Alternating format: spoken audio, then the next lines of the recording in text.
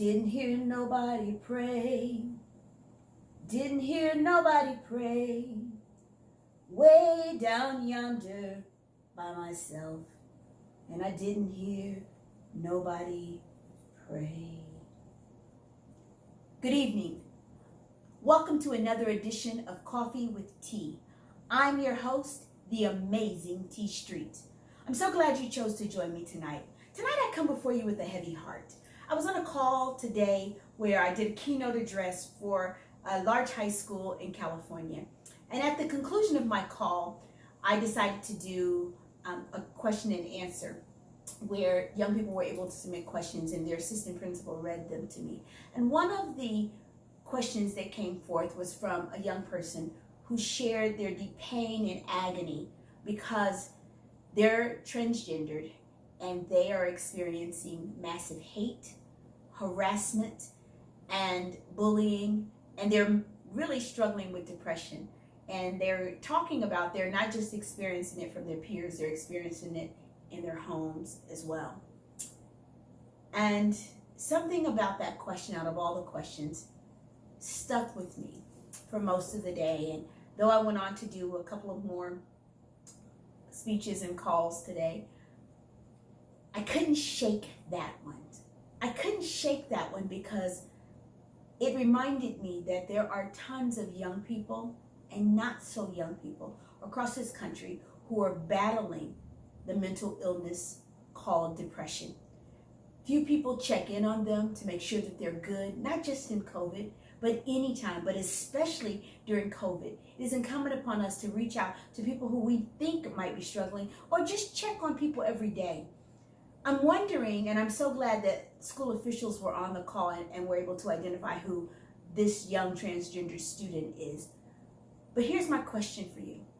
Do you only pray for your children? Do you only pray for people who believe like you? Do you only pray for people who practice your faith? Do you only pray for people who make decisions that are in alignment with what you believe? Or when you pray, do you pray for the healing of the minds of everyone who needs mental healing? It's easy when someone says that they have cancer, everyone jumps on and says, well, I'm praying for you. And we have hashtags that say, cancer sucks. But do you take the opportunity to hashtag and say, mental illness sucks the life out of people? So tonight, when I go to bed, I won't forget to pray for that young man who is in transition and is transgendered. I won't forget to pray for your child, and I hope that you won't forget to pray for my children. All of us have a responsibility to and for each other. In a world that uses nasty words to demean and debase each other, I challenge us to rise above those things.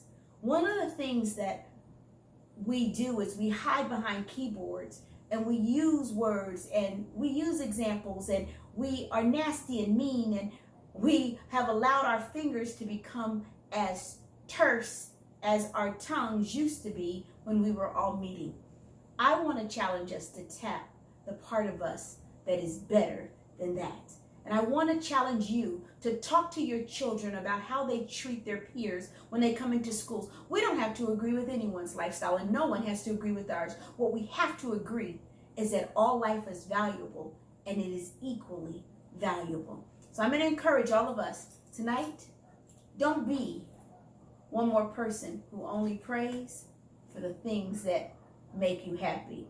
I challenge you to pray for the things that prick your soul, like this young person's story and question pricked mine today. I'm the amazing T Street, but I can assure you there's absolutely positively nothing amazing in me that's not in each and every one of you. Take the opportunity to pray for someone's mental health and to intervene where possible. Thank you so much and have an amazing evening.